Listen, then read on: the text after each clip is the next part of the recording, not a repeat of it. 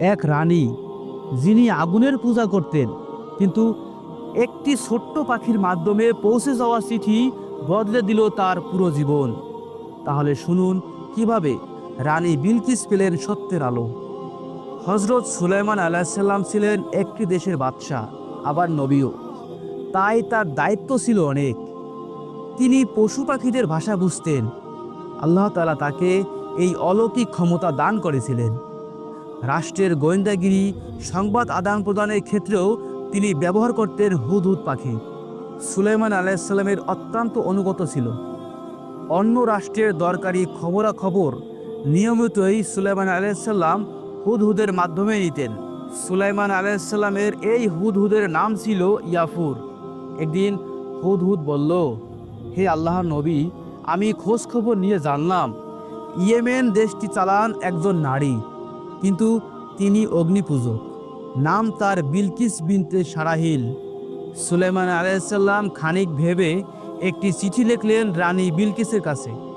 তাতে তিনি লিখলেন, গুমরাহির পথ ছেড়ে দাও, সত্যের পথে ফিরে এসো, অগ্নিপূজক বন্ধ করো, আল্লাহর কৃতজ্ঞতা আদায় করো, সময় থাকতে আমার অধীনতা স্বীকার করো।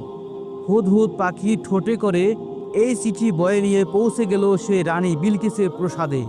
জানালা দিয়ে ফুরুত করে ঢুকে পড়ল রানীর ঘরে। ঘুমন্ত রানীর বিছানার পাশে চিঠিটি রেখে চলে আসলো।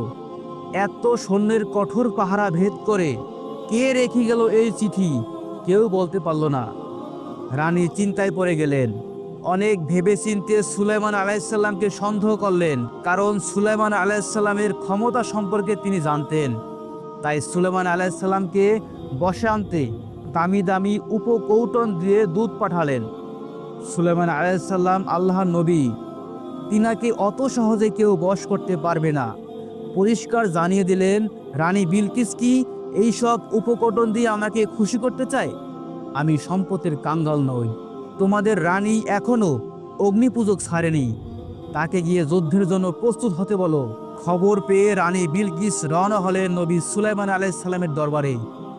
রানী কখন আসছেন, কিভাবে আসছেন, এসব হুদহুদ পাখি আগে জানিয়ে দিল সুলাইমান আলাইসাল্লামকে। হোক না অগ্নি উপাস্য, কিন্তু তিনিও তো একটি দেশের রানী, তারপরেও তারও সম্মান আছে, মর্যাদাও আছে। সুলাইমান আলাইসাল্লাম রাজ দরবারকে সুন্দরভাবে সাজালেন। এখানে সেখানে ছড়িয়ে ছিটিয়ে দিলেন সুন্দর সুন্দর ফুল ও সুগন্ধি। রানী বিলকিস আসার আগেই জিনের মাধ্যমে হজরত সুলাইমান আলাইসাল্লাম সাবা নগরী থেকে রানীর স্বর্ণখচিত ও পাথরের অলঙ্কৃত সিংহাসন নিয়ে এলেন নিজের দরবারে। রানী বিলকিস পৌঁছালেন। তিনি নিজের সিংহাসন দেখে ভেবেই পেলেন না কেমন করে এটা সম্ভব। হজরত সুলাইমান আলাইসাল্লাম তাকে অত্যন্ত সুন্দরভাবে ইসলামের দাওয়াত দিলেন, আল্লাহর একাত্মবাদের কথা বললেন। সব দেখে শুনে মুগ্ধ রানী তারপর অগ্নিপূজা ছেড়ে দিয়েই তখনই আল্লাহর একাত্মবাদে বিশ্বাস করতে আগ্রহী হলেন। ফলে সামিল হলেন চিরশান্তির পতাকা তলে, তাওহীদের পতাকা তলে।